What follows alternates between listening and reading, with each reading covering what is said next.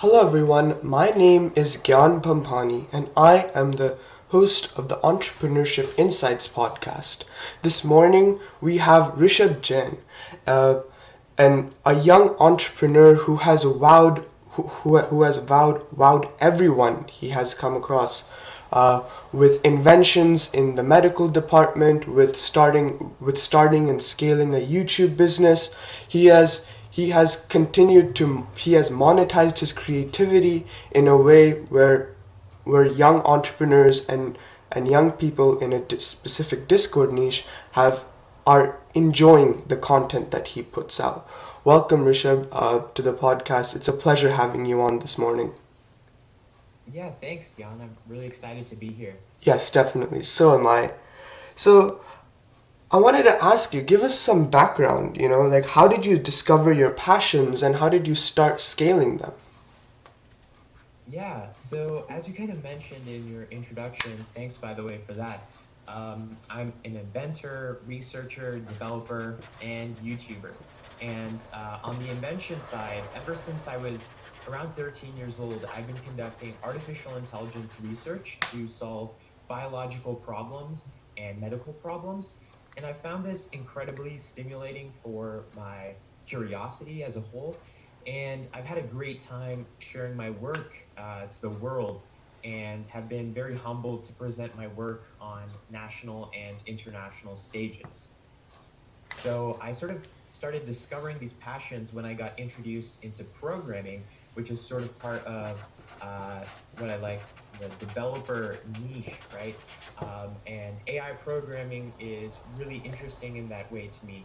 So I began exploring how I could apply AI programming to solve medical problems. And that led me to create a couple inventions, which I assume we'll be talking a little bit more today as well, in the field of helping pancreatic cancer patients, as well as more research that I've been doing recently on improving synthetic biology by actually creating an AI-based tool that can improve protein expression for synthetic genes.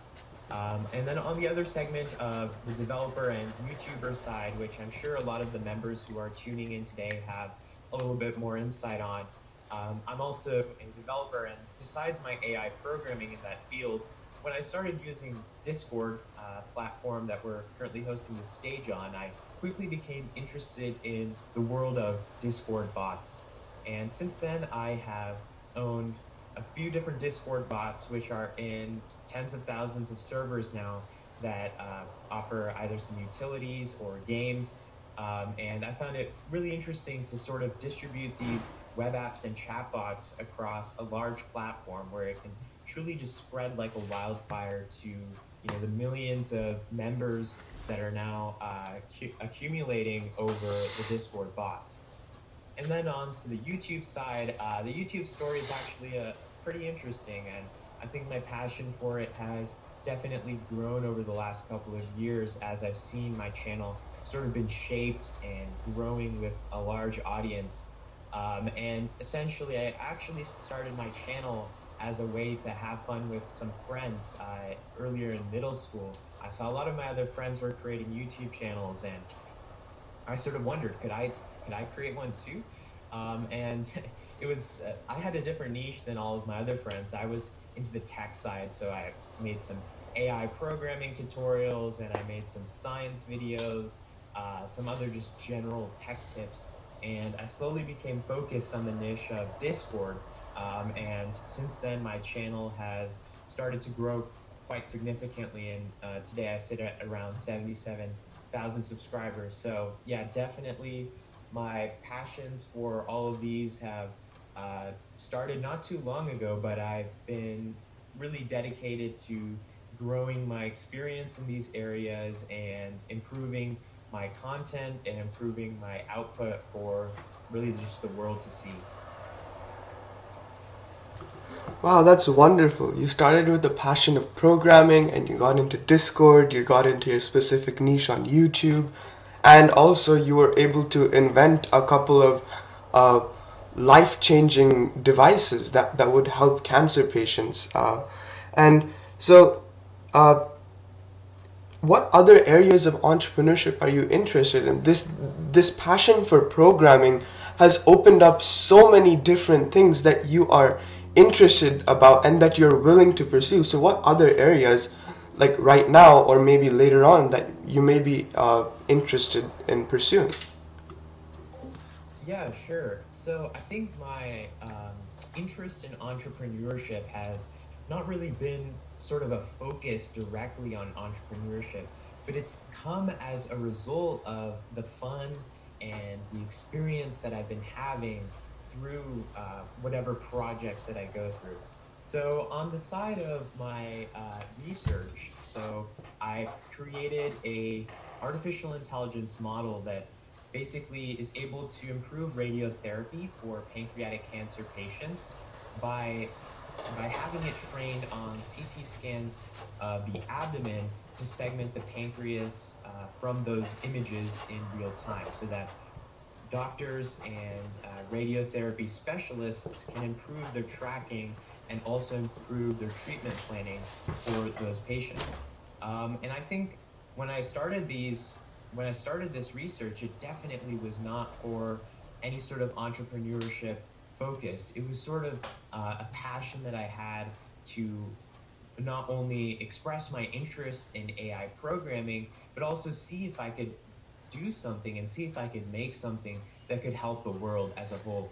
So definitely, I think the the areas of entrepreneurship that I want to pursue would be related to this research that I'm focusing on.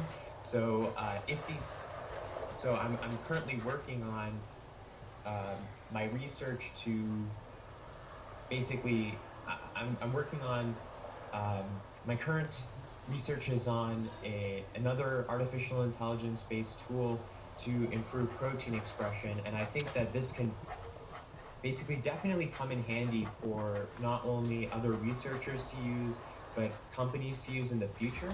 So this is one area that I'm definitely interested in pursuing. Another area that's appealing is, of course, my YouTube channel. So as a result, I've just enjoyed making content for my fans and for my audience, and they suggest me some ideas to work on.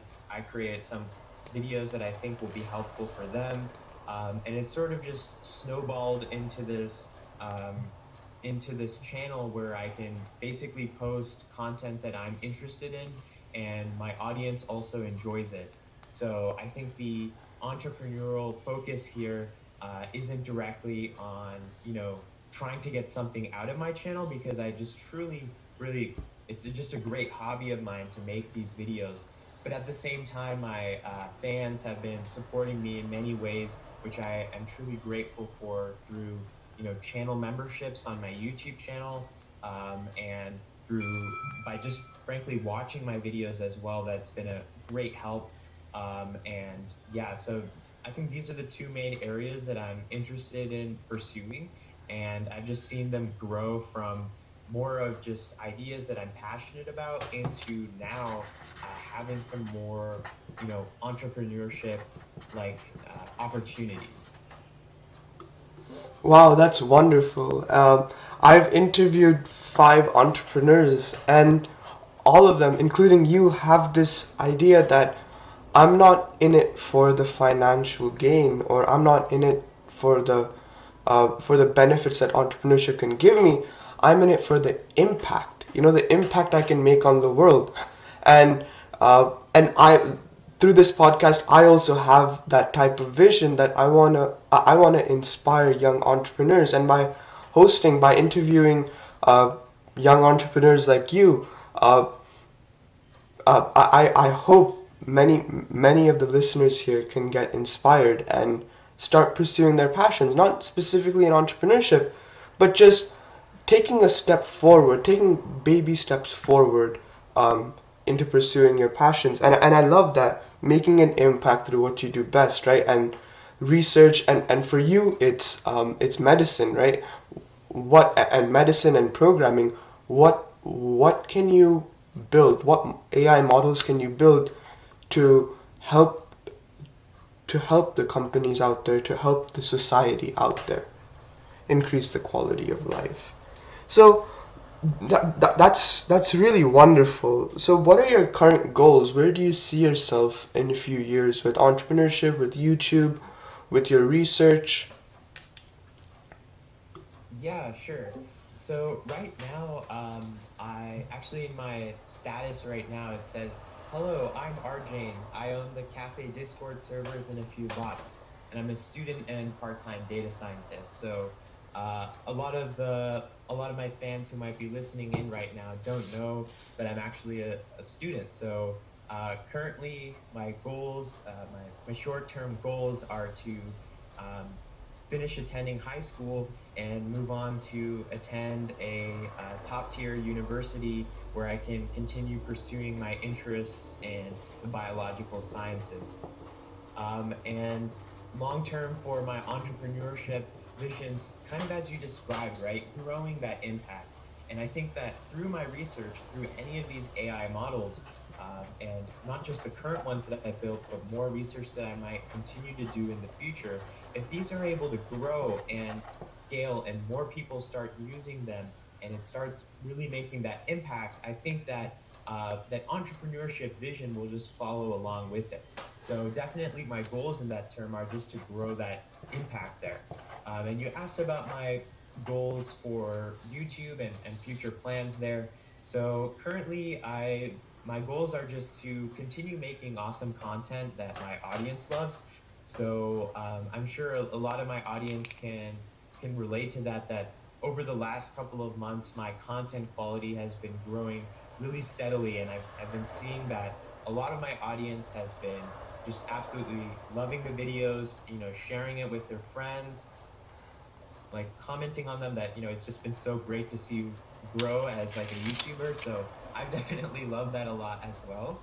Just seeing how my content has been growing from like a Discord tutorial where I show people how to, you know, add a friend on Discord or add a bot on Discord with a couple hundred views to now making sort of like documentary style videos where I tell a story and getting hundreds of thousands of views. That's been really, really amazing to see. And my goals in this area are just to continue making that content because I know that as long as I continue making the content that my audience loves, they're going to continue watching that and my channel is just going to grow. So yeah, in terms of my goals there, it's just really to continue making those videos whenever I can, as it is just a great hobby for me. So I find it really awesome. It's a lot of fun to through the entire process of like scripting, editing, and of course then publishing the videos and seeing the results that they have. So yeah, it's the goal is just to continue making videos that my audience loves. That's it. Well, I love your goals, like, and sorry, I've watched your videos for a very long time now, and for a few months, you've just like the amount of subscribers, the amount of views, the amount of not just we just quantify that. We just quantify our impact by the amount of subscribers or views or um, what do you call it, subscriptions we have. But it's really making an impact, and and your ability to grow with YouTube, your ability to grow as a passionate YouTuber, a passionate programmer, a passionate researcher, has just has is a really what do you call it? Is a really strong quality, and I really commend that. So, what do you enjoy most about entrepreneurship? Like with all your passions, what are some of the benefits of entrepreneurship? Yeah, I think it's really about, I think the main thing with my entrepreneurship specifically is basically getting to explore something that you truly love and are passionate about. So, in terms of my YouTube channel, I think I think it's my server speaks for itself that I just love interacting with Discord and making these Discord bots and of course the Discord videos. So having that passion there in that field is basically what I enjoy most about entrepreneurship, that you can turn something that you actually love doing into potentially something that sustains like you as like an entrepreneur. So I think that's what I love most about entrepreneurship. And I think I kind of started to realize this when I first launched my channel memberships on my YouTube channel.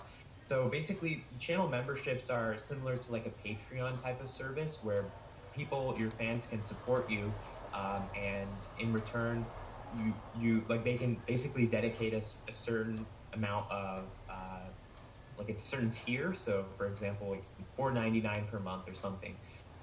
And I never asked in any of my videos for people to join my channel membership. I didn't ask in the comments or in descriptions or anything.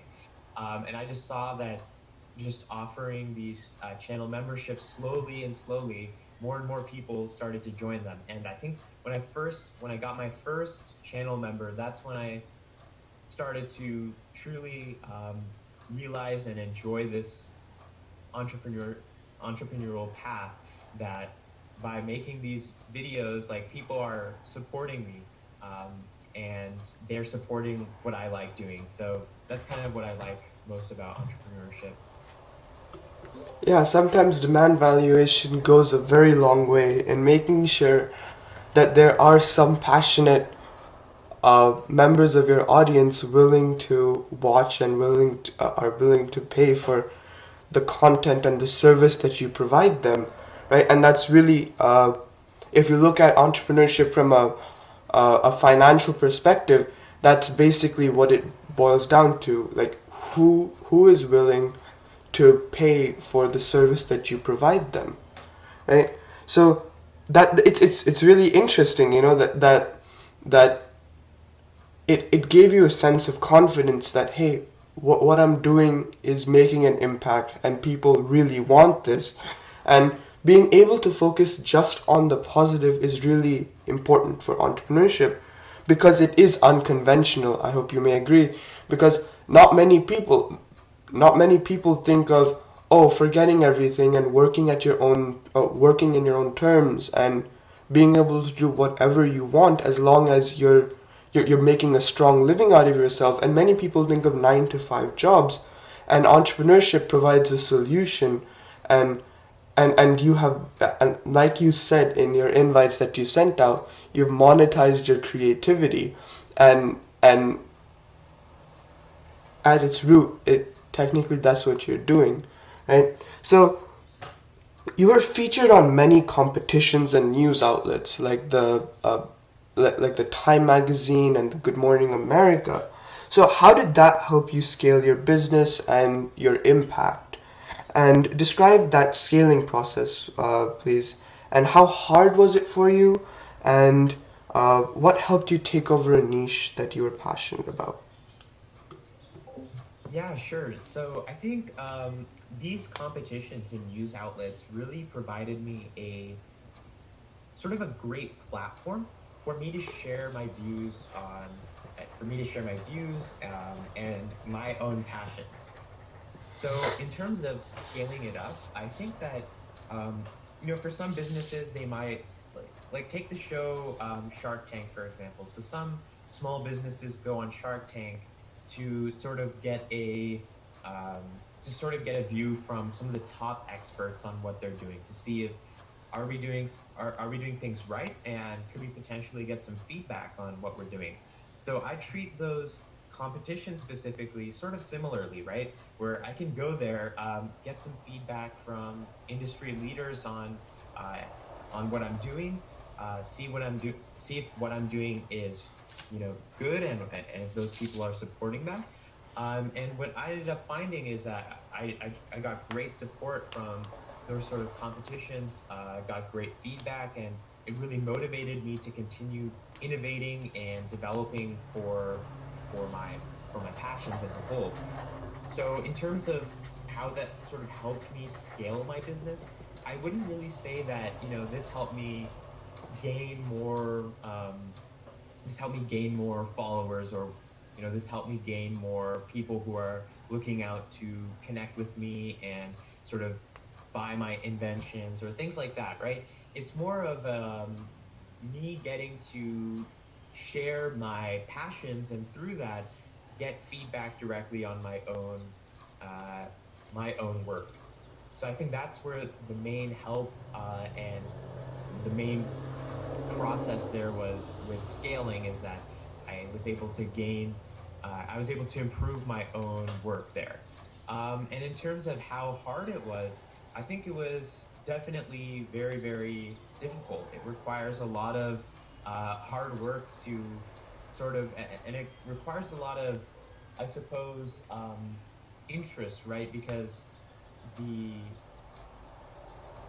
the I mean, social media, news outlets, all those things that you mentioned, they're not going to pick up on things out of the whole, right? So you have to really make sort of a big difference there. And during that process, I guess it was kind of difficult, right? Because that was something that I was working on independently for a long time uh, without much external help, without much support from this. And then finally, once it reached a certain point, then I was able to, uh, like capture that audience, or capture that attention there, right? So I think one of the main sort of incorrect statements when it comes to this is that, if you want to become if you want to become an influencer, if you want to popularize your work, right, then you should target the media, you should try to get them to interview you or whatever. But that's just totally incorrect. I think it sort of comes along with the work that you're doing, and it comes with the passions that you have. So once you develop those to a certain point, then the rest comes with it. So that's sort of my explanation on how the scaling process works for that. Wow, that's fascinating. That for young entrepreneurs, you don't have to worry about any what do you call it? Any financial setbacks, because you're safe in that manner, so you can focus on just developing your passions. And like you said, the money and the following and everything else comes later, right? The most important fact is that you are getting to you're pursuing what you love, right? And that is what matters. So, knowing what you do now, would you do anything differently? Maybe start earlier. Like, it's fun that I'm asking this because you're so young. Would you start earlier? And basically, would you do anything differently? Would you change anything when you're starting out? I honestly, so this is actually a really interesting question, and I think my answer to that in short terms is no. I don't think I would change anything. And let me tell you why. The reason why is because I think every experience has sort of shaped me and my interests, right? I don't know what came along the way that could have, changed my work and changed my passions as a whole. Because at a young age, when we experience new things, that's when we sort of get to decide, oh, do I like this or do I not like this? Is this something that I want to pursue? And would I ever had the idea to, make these inventions, or would I ever have thought to make a YouTube channel? I don't know about that, right? So I think I wouldn't change any of those, anything that I did in the past, because every mistake that I made was just a learning experience, and every experience that I had shaped my passions to where they are right now. And I'm really happy right now of where they are, and I'm sure that they'll continue to change in the future, because this is not the end by any means. And I'm sure that my interests will change as time goes along. So, in terms of starting earlier, I think that sort of when mainly started was when you see all those news articles and everything, that's at around the age of when I was 13. But in actuality, I think I started way, way earlier, because my interest to get involved in AI programming and get involved with content creation and all of these things actually started from a way younger age, right? When I started, messing around in Scratch, or making Legos, or making Lego robots or things at a younger age, those are the experiences that directly shaped my interests later when I got older. So, in terms of if I would start earlier, I think that I actually did. Um, I think that my experiences and everything started from the very beginning, and they only sort of shaped as time went along. That's awesome. You know how your experiences as a young uh, as a young child slowly started uh, shaping your passions and shaping your journey through entrepreneurship, right? And I want to stress that this entrepreneurial journey is really important, right? And like maybe I want to direct this to the audience. Like maybe you aren't Rishabh. Maybe you didn't start at like 8, 9, or 10, right? With Scratch or Legos, but it's you can the beauty about entrepreneurship is that you can start at any age, right? And I think I'm talking to a young audience, teenagers and 20, but you can start now, right? And starting now doesn't mean having a financial investment or anything. It's just being open to discovering, to build on what you like, right? Just like how Rishabh started with Scratch and with Legos, you slowly start taking baby steps, and you don't need to run 100-meter dash the first time you start developing your passions. You start with the baby steps, and then you slowly progress with those passions, right? Like, and it has taken a very long time for Rishabh to get to where he's at, right? And I'm pretty sure whoever starts, it'll take a very long time as well, right? It doesn't happen overnight. There's no such thing as overnight successes. So just being able to be that committed, like Rishabh was, or like some of the known entrepreneurs that we know today, that that goes a very long way. Thank you, Rishabh, for sharing your insight. So, what is your advice for teens thinking about entering the YouTube field, or entering, or just discovering their passions? Yeah, sure. So, in terms of the YouTube field, I totally agree with what you just said a little while ago about, success doesn't happen overnight. And I think the same exact thing applies to anything, including YouTube, right? So, YouTube is a really interesting platform given that it's 2021, and literally there's people who have these huge studios, they have millions of dollars in budget. Like, how can you compete against those types of people on YouTube? How can you compete with the people with millions of subscribers? But the thing is that there is a specific journey that you can take, and I think that centers in the very start of it. The advice I would have for anybody who's just starting there is, you have to pick a niche, because you can't make, at the beginning when you're not maybe well known, people won't follow you for no reason. They're going to follow you for their interest in a specific thing.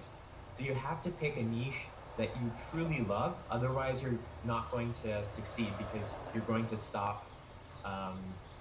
to stop making videos soon enough on YouTube if you don't have a passion in that area. And then in terms of continuing, and finding success on YouTube, that's a whole different story. But I think the base of it is truly finding that niche, and then just improving your content quality as you go along. So yeah, that's the advice I would give.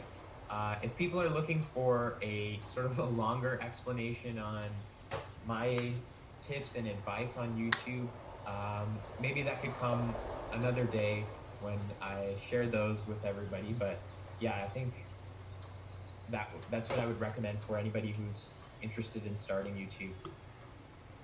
Yes, I definitely agree with you. You know, starting off with a passion and not losing interest in it, right? So, like we've heard, there's so many entrepreneurs with brilliant ideas who have just quit because they don't have the time, or they don't have that demand valuation uh, to continue going, to continue pursuing what they love.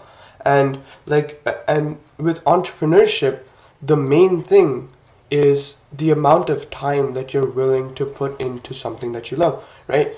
If it's, and I want to say this, if something you're doing is your passion, you will allot how much of your time you want, how much of your time is needed for that passion to become into a reality, right? And we can see Rishabh, right?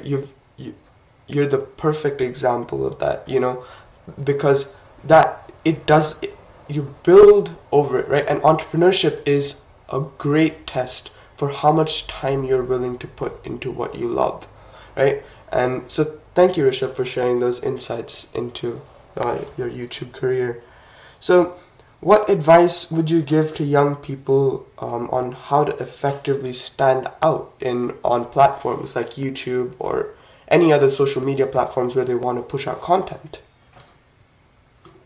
Yeah, so unfortunately, like with the saturation with so many topics, it is kind of difficult to stand out now in 2021 when you see that, like, even with something like Discord, right? You would assume that, Discord just started, what, 5, 6 years ago? So how can there, like, the content probably isn't super saturated at this point, right? But already in the last, like, 1 or 2 years, that I've been making videos related to Discord, I've seen it grow. Like, the saturation is absolutely crazy. Where I see topics, just simple questions that a new Discord user might have, right? I've seen the number of videos on those topics go from zero when I first made that type of video to now like 30 or 40 videos, right? So it's definitely becoming more difficult in sort of any sort of niche. But I think the main thing there is that, again, you have to choose a niche that you're passionate about. So then once you start making those videos within that niche, you can actually directly compete with other YouTubers in that area, because you'll see that most of the huge content creators, most of the huge platformers, right? They're not making videos in a very specific area.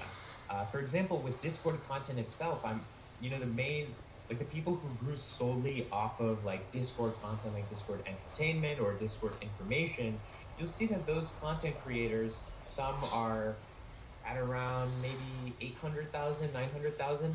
So although that's, quite a bit, and that's more than I have, that's still not like as much as you'll see with huge YouTubers with like 60 million subscribers, those types of channels that are literally, content production machines. So how can you sort of compete with those content production machines? Well, the answer is, first you start with a niche where you're competing with the smaller channels within your specific subfield. And even within that niche of Discord content, for instance, I could choose something very specific within that, like bot development. And within bot development, the largest channel might be 50,000 subscribers, something like that. So that's the basis of it.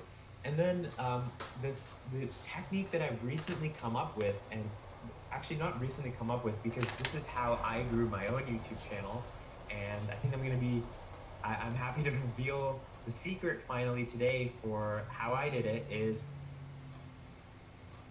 what I like to call the STB technique. So let me briefly explain what this is. Essentially, the STB stands for SEO as S, T stands for trends, and B stands for browse features. So essentially, how it works is, first, when you start your YouTube channel, first go for SEO basically. So you want to target YouTube search and Google search content. And the reason behind this is because this is where you can start to see results almost immediately. You'll start to see, a couple hundred views versus a YouTuber who's trying to compete with, let's say on the topic of some game, right? Like a couple popular games right now I know is like Minecraft, right? So let's say somebody's making Minecraft videos. Well, then you're competing with the likes of, all those huge Minecraft creators with 10 to 20 million subscribers. So targeting that search-based content initially, I think personally is really great because now you can actually get some momentum. You can build up a small subscriber base and hit, active, you can hit fans that are actually loving your content. And then as you progress, your content quality will also improve. So keep making that S of the STB, right? Until you reach a certain point where your content quality is actually pretty good. And then there you can actually start to compete in the second part, which is T, for trends. And for trends, I basically say that, choose some popular things that are going on today. So instead of the search-based content, which may just be general questions people are facing, like what I did is like tutorials, right? Instead of just those types of search-based questions, now you can target trends directly. So look at, what are the most popular things going around? And I don't mean like, let's take the example of whatever 2018 YouTube with slime, right? I don't mean, you have to incorporate slime into your niche, right? How are you going to incorporate slime into this? Well, there's actually trends going on for every single keyword and every single topic. Even for something as small as, let's say, Rishab Jain as a search term, right? There's going to be trends going on for that as well. Like, who is Rishab Jain, or what is Rishab Jain's YouTube channel? So at a certain point in time, let's say in December of 2021, let's say this search topic of Rishab Jain's YouTube channel suddenly explodes because my channel goes viral on YouTube. Well, now that's a mini trend. So there's trends everywhere, literally in every single niche, in every single subtopic. So you don't have to, my advice is you don't have to target those top trends there. And then once you reach that point, well, now hopefully your content quality has improved to a certain point where you can make pretty good videos that can actually stand for themselves. And then that's where you target the final part of STB, which is browse features, which is sort of what I'm doing right now with my documentary style videos. Is you make good content and you make good quality videos, and they should hopefully stand for themselves as long as they're interesting to your fans. And yeah, that's my personal advice, because through this journey, not only will people become a better content creator, but they're also going to get to see some initial results, slowly build that subscriber base, and that's going to go a long way to making sure that they don't get demotivated and that they actually retain that passion for whatever they're creating. Wow, that was some very insightful advice. Like the STB, just the secret to YouTube success in a way, right? Take it with a grain of salt, because we're not living in a theoretical world, right? But it works, right? And we can see, and you were talking, okay, in December 2021, say Rishab Jain goes viral, and I'm pretty sure that will happen at the rate of growth that you're going at, right? So, and you said that target a specific niche, but okay, you targeted a niche with not much competition, but what really matters is if you're passionate about that, right? If what you're doing with YouTube seems like work and seems like a liability, then I don't think that specific thing is will get you many results, right? And I think that Rishab, you can agree with me that okay, you choose something with very less competition, but you make sure that you're passionate about that, because even though you use this STB technique and you're not passionate about what content you're putting out, you probably won't continue with YouTube for very long. So you need to check off a few boxes for YouTube. You need to check off the STB brand. You need to check out the making sure that your competition is not very high, and you also, most importantly, if you're passionate about it or not, right? So, and which leads into my last question. What advice do you have for students about using their time, relationships, and opportunities to take advantage of their passions and to build on them? Yeah, just to mention, I totally agree with what you just said. And I think that actually just directly ties into some of my advice on this. So, in terms of time, I think one of the mindsets that I see a lot of like up and coming YouTubers, uh, coming content creators, and just truly everyone who's passionate about something, and they're actually trying to and they're doing work on that passion, is that you have to grind. You have to just keep at it no matter what. Just persevere through every single obstacle, every jump over every single hurdle, and just keep going. Keep spending time. Keep spending time. So I'd say that this is partly true, because just spending time might not necessarily get you to where you want to be, because you have to have some sort of strategy with it to guide you. Because of course we can see that there's, in the example of YouTube, there's content creators who are, they're spending probably hundreds of hours, making videos, and just, that's really great, and they're grinding on the passion that they love, but they're not going to see any results until they add some strategy to it.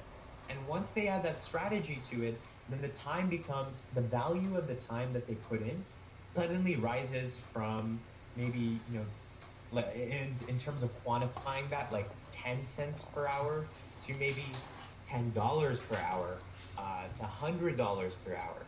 And what I can see right now is, the 1 hour it might take me to write a script for a video, and then 3 to 4 hours of recording, including a 1 hour of editing, 2 hours of editing. You add all of that up, and then I see the value that the amount of growth that I'm gaining for this is really great. So I see that this time that I'm spending in after it gets strategized is so much more valuable. So I agree with the mindset of sort of grinding, and continuing spending time and continuing persevering. But at the same time, you have to have strategy, otherwise it won't work out. In terms of relationships, I think that having relationships with other people who are doing similar things to you is really helpful. For instance, in my AI research and with science in general, I've gotten to meet a lot of other, high school and beyond, other students who are sort of working on research in their own fields, and that's truly been that's been a great experience, because everybody gets inspired from each other, everybody takes notes from each other, everybody learns a thing or two from each other, and that's what really helps us grow in the end. And even more applicable than that is on YouTube, because on YouTube you directly see somebody else in your niche. For me, those people are creators like, I can see in the chat right now, there's a couple people who are talking, like XZin and Blue Triggerfish, also known as JB's Adventures, and some other people who are in this server who aren't talking right now, but Custom Name, Fleet, some other creators. I'm in touch with a couple of them on chats, and I think it's really helpful because we all share some ideas with each other, we run things by each other. So having those relationships are not only going to help you continue maintaining that passion, but they're actually going to help you succeed. And then finally, taking advantage of just opportunities. So for the opportunities aspect, just I think treat every single opportunity as an experience. You don't have to take every opportunity that's thrown at you if you don't think it will actually help you. But no matter what the outcome of it is, such an opportunity is, I think people should remember that this is going towards helping shape your experiences, especially as if you're a young person. Because every opportunity you take, let's say you have some opportunity and it just totally fails. Well, the thing is, if you've actually spent some time and effort on that, you definitely gain some experiences, and those are going to go a long way. So yeah, that's the advice I have, and I hope that's helpful. Yes, definitely. That's amazing insight and advice. That just reminded me of something you said, that it doesn't matter if you don't take advantage of every opportunity, or if said opportunity fails, what matters is that you're learning, right? And this quote is, life is learning infinitely forever. And with entrepreneurship, you you do that. You become a better person through growing in your specific niche, through growing and developing your passions, and it's a rewarding experience learning from you, Rishabh, on how you used used your strategy, your STB strategy, but also that constant grind, right? They go hand in hand. And with entrepreneurship, it's such a big idea, you know, there's your passion, there's time, there's strategy, and there's just simply grinding, right? So and it's awesome that you have incorporated that so young into your life. um, and with that, I'd like to conclude our interview here. Thank you, Rishabh, for taking the time out of your hectic schedule to talk with me here, to give me insight into your passions of YouTube research and developing, and it's been a pleasure having you on today. Thank you.